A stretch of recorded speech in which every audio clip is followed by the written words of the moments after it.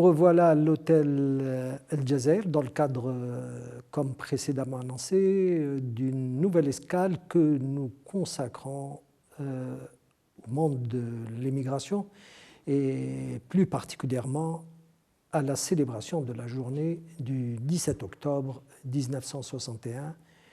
Avec nous ce soir pour parler dans cette première partie de l'émigration, de sa genèse, de sa représentation par le cinéma, le sociologue et avocat Kamal Bouguessa et l'universitaire et critique de cinéma Ahmed Bejaoui.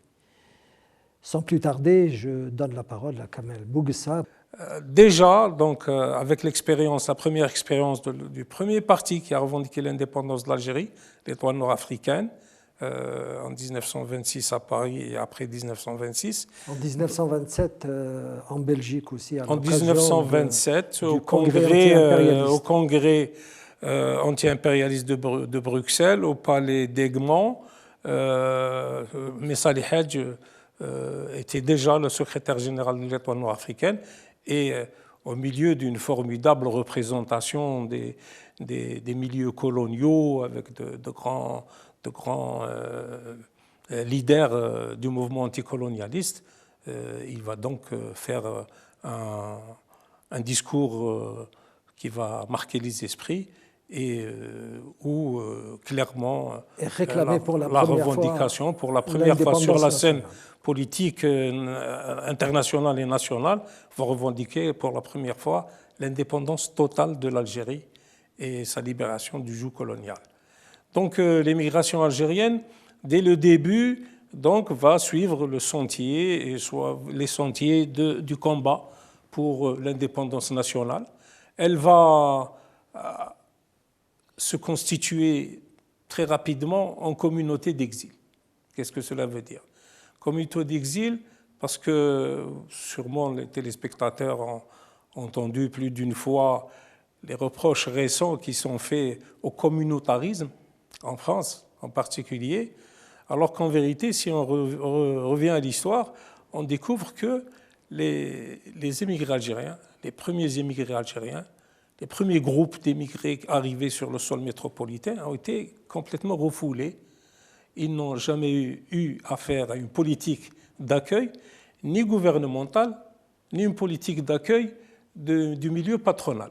Donc, il n'y avait ni foyer d'accueil, ni autre logement consacré à ces arrivées du bled qui donc vont gonfler le volume de l'émigration algérienne, déjà avec la Première Guerre mondiale, qui va se dédoubler avec la Deuxième Guerre mondiale, en empruntant les chemins des usines de guerre, déjà dès la Première Guerre mondiale, la même chose pour la Deuxième Guerre mondiale, et qui vont être incorporés comme soldats de l'armée française, et qui vont en payer un grand prix, c'est le prix du sang que l'on connaît, et qui jusqu'à présent fait débat et n'est pas encore parfaitement reconnu.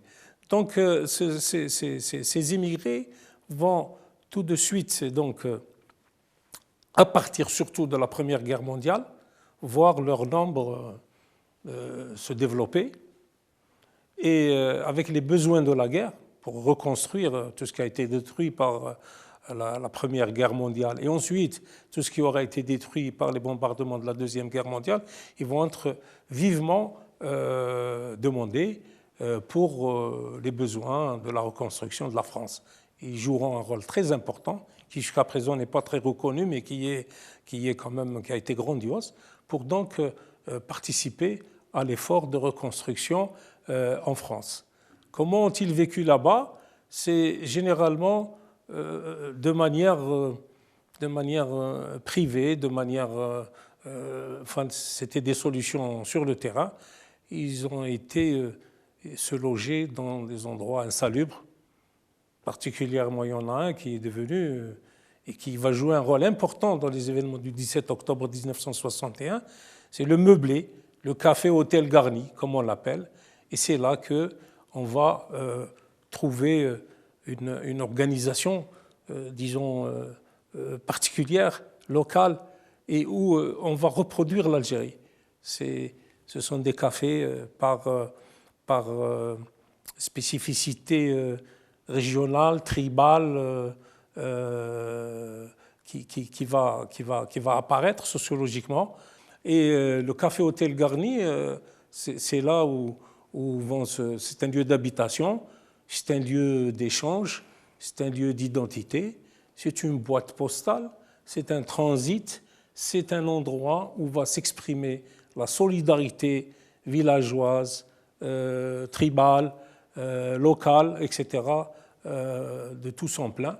Et ce sont ces espaces insalubres au demeurant, espaces obscurs, espaces où les Français ne vont pas se hasarder. Et donc ce sont des espaces invisibles, et ces espaces invisibles, ce sont ces espaces-là qui vont servir de plateforme ou de bastion, d'élan, lors des événements du 17 octobre, qui sont des événements tout à fait particuliers sur le plan sociologique, sur le plan historique et sur le plan politique. Parce que c'était des zones d'ombre que les métropolitains ne connaissaient pas et qui, tout à coup, vont exploser. C'est une explosion extraordinaire, non attendue. Ce n'est plus les manifestations du temps de l'étoile nord-africaine ou du PPA qui a été créé le 11 mars 1937 à Nanterre, dans l'immigration aussi, qui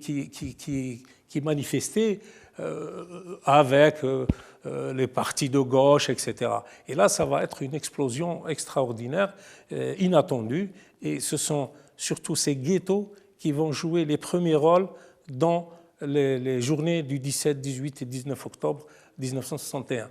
Avant d'aborder le problème de la représentation de cette période par le cinéma, un cinéma colonial, bien sûr, créé pour vanter la suprématie de la civilisation occidentale sur celle du colonisé, il serait intéressant d'avoir votre point de vue sur les raisons qui ont conduit à cet état de fait.